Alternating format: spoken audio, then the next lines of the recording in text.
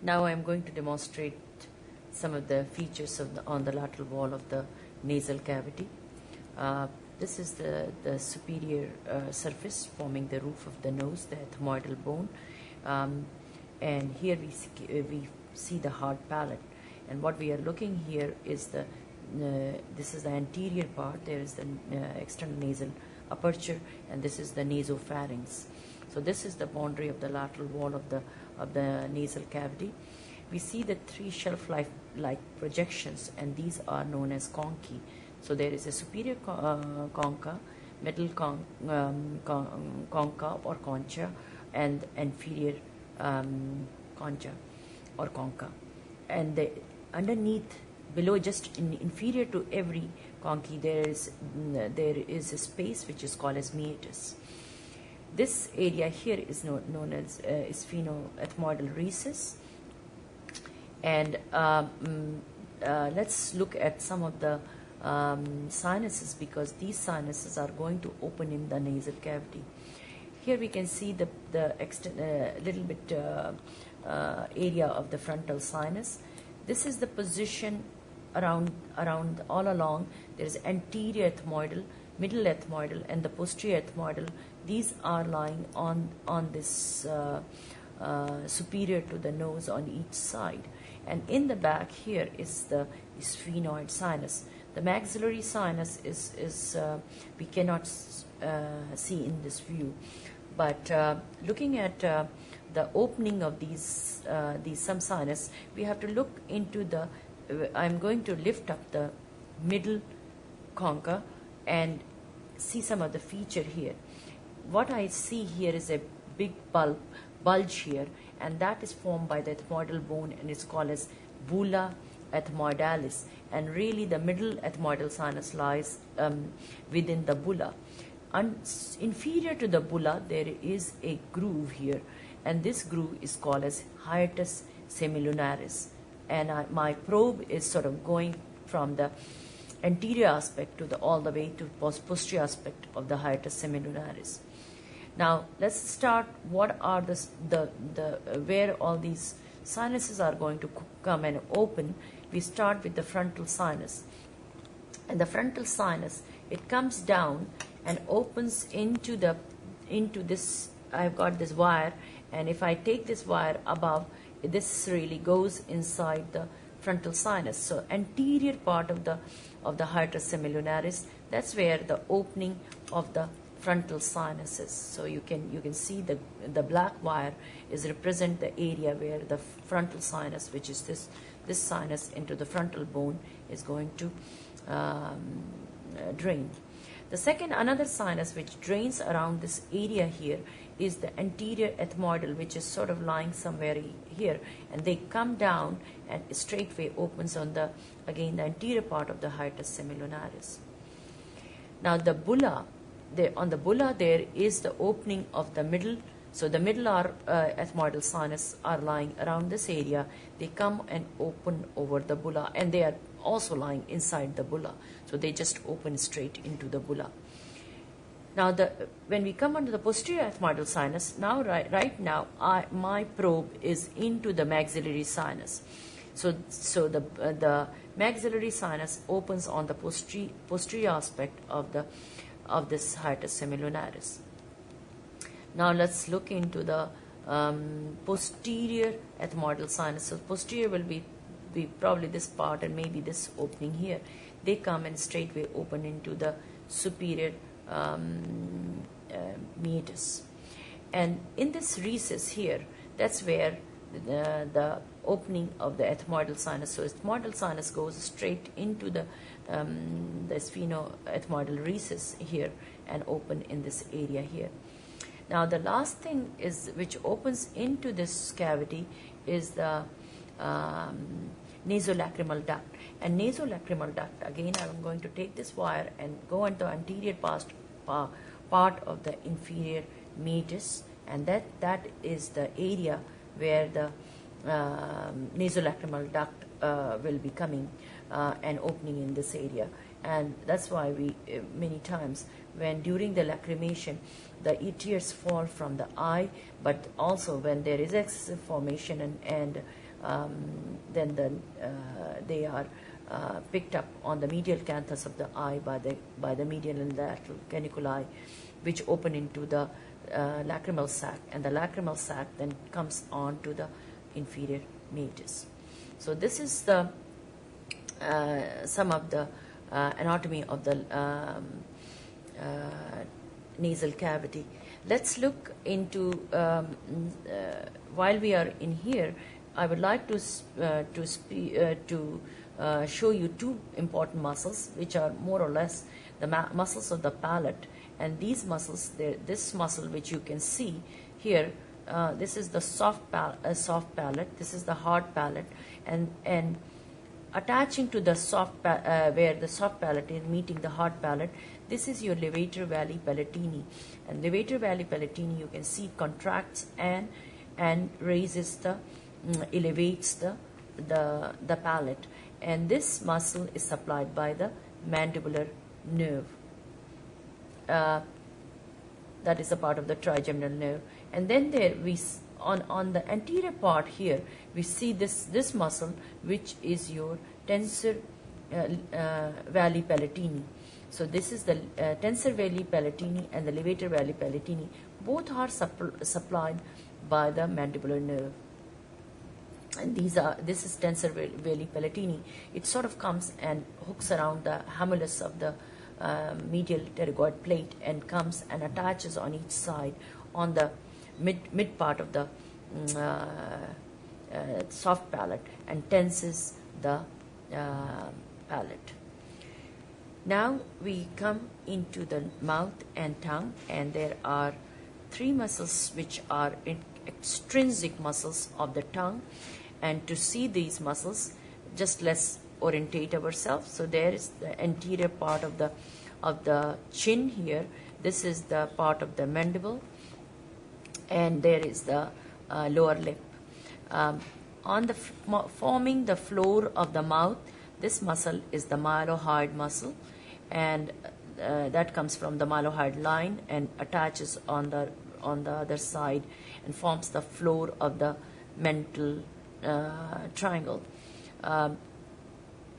This muscle here is called here is the hyoid bone here, and attaching to the hyoid bone and inferior genial tubercle, with this is the inferior genial tubercle and this is the superior genial tubercle.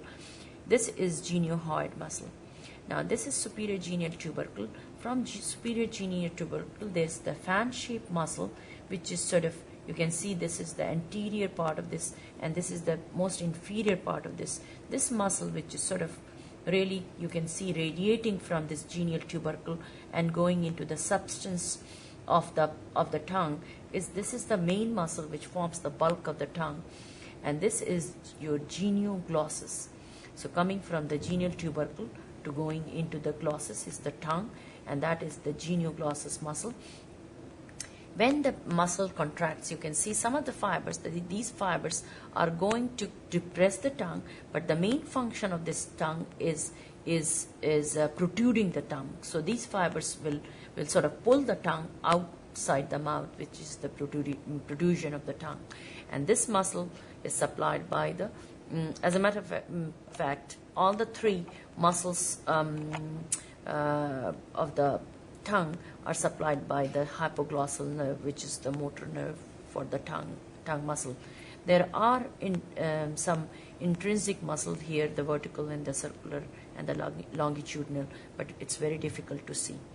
The next muscle which we would like to see, we have to take the tongue and get on to the lateral aspect of the tongue. And here I have got my probe underneath this flat muscle which is coming on the side to the going to the hyoid bone, and this is your hyoglossus, coming from hyoid bone to the glossus. This is the anterior boundary, and this is the posterior boundary here. And this muscle is really depresses the side of the tongue, and again supplied by the hypoglossal nerve. The one muscle which I am not sure if I will be able to show you is the coming from the styloid process, and that muscle I think probably somewhere underneath the mucous membrane. this is the position of the styloglossus muscle, and the styloglossus muscle is again supplied by the hyoglossus muscle, and this retracts the tongue.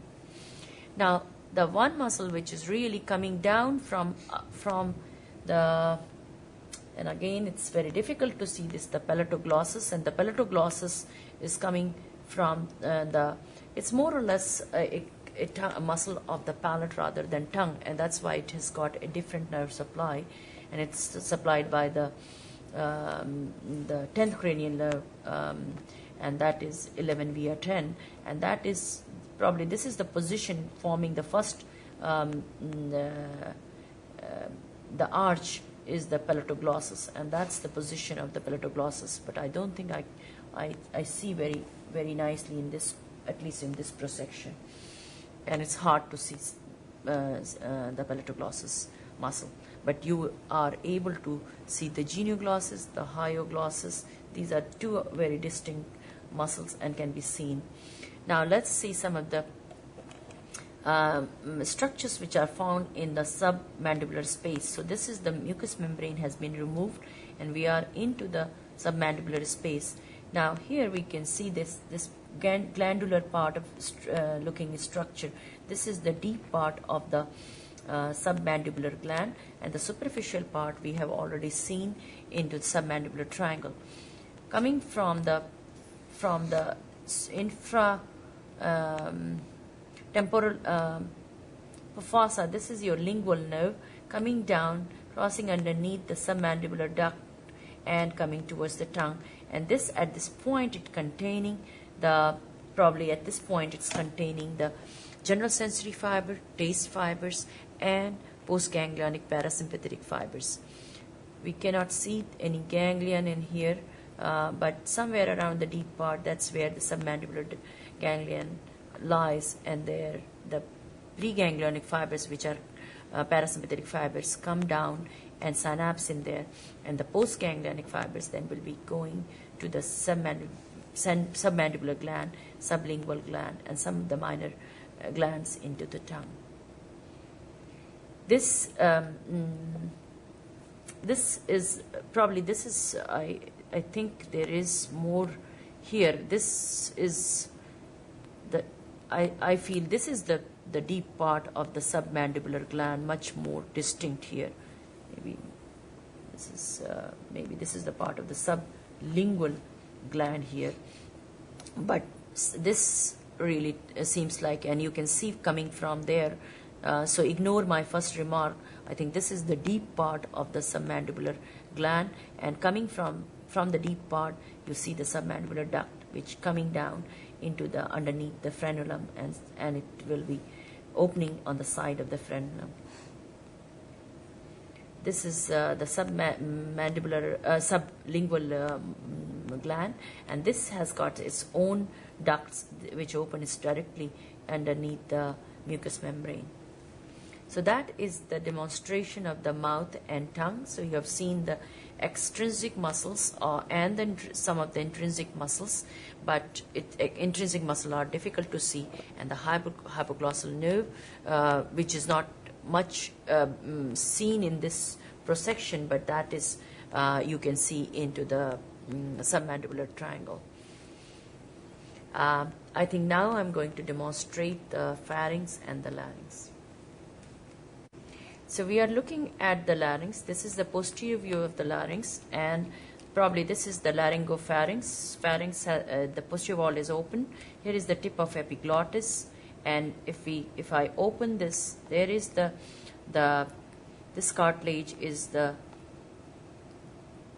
so there is the epiglottis, cricoid cartilage. This is the open from the back. This is this fold which I'm holding is the false vocal cord, and this is the true vocal cord, and this is the sinus here. This is the vestibule of the larynx, and below from the true vocal cord to all the way to the lower border of the cricoid is the infraglottis. We also are going to see some of the nerves in this area, and as you know, all the way up the sensory supply and the parasympathetic from the tip of epiglottis to the sinus of the ventricle is supplied by the internal laryngeal nerve. And the internal laryngeal nerve, here in this prosection, I can show you the internal laryngeal nerve coming out from the, there is the internal laryngeal nerve with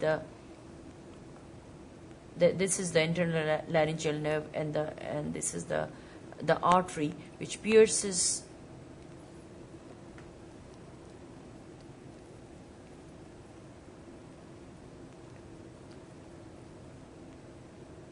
I think I'm not very certain whether this is internal laryngeal nerve. It seems the internal laryngeal nerve is not really visible on that side, but we can see in the piriform recess. So these are the two fossa on either side of the opening of the larynx, and the nerve I'm looking here. Now this is the internal laryngeal nerve, which is not very visible outside, but you can see the piriform recess is containing the internal laryngeal nerve. Now I would like to see the recurrent laryngeal nerve, and this is your recurrent laryngeal nerve passing in the groove between the esophagus and the trachea. This is the inferior thyroid artery, and this nerve is going to come down and is going to supply the sensory innervation down from the vocal cord, true vocal cord, to all the way to the infraglottis. This also supplies all the intrinsic muscle except the cricothyroid, and the cricothyroid muscle, which is this muscle here, you can see on the anterior part of that, is supplied by the external laryngeal nerve. It's hard to see external laryngeal nerve, but that sort of concludes the demonstration of the larynx. And let me show some of the features of the pharynx. Again, we are looking at the posterior view of the pharynx, and what we are seeing here is this is the pharyngeal tubercle, and we can see that this is the extent. These are the three constrictors muscles, and these constrictor muscles, this is the superior boundary of the superior constrictor, and this goes all the way up to this part where we can see the middle constrictor, and you can see there is the greater cornu of the hyoid bone. This is the middle constrictor, and then we can see the inferior constrictor, this area up to this limit. Now, between the superior constrictor and the middle constrictor, we see this one of the longitudinal muscle, which is almost like tucks between the superior constrictor and the middle constrictor. You can very nicely see this is your stylopharyngeus muscle, and lying over the stylopharyngeus muscle, this nerve is the glossopharyngeal nerve, and the glossopharyngeal nerve only supplies one muscle. We can see this supplying this stylopharyngeus muscle. These are some of the important thing we see from the posterior view. Also, I think probably there may be I can see this is the vagus nerve, and we can see the superior laryngeal nerve dividing into internal and external laryngeal. And otherwise, it's difficult to see, means you can also see the common carotid artery with the internal carotid artery and the external carotid artery. But this is a view I don't like to see. There is probably the sympathetic chain, but it's difficult to see other structures. They are much better off to see in the triangles of the neck. But these are the structures which are lying on the lateral aspect of the pharynx.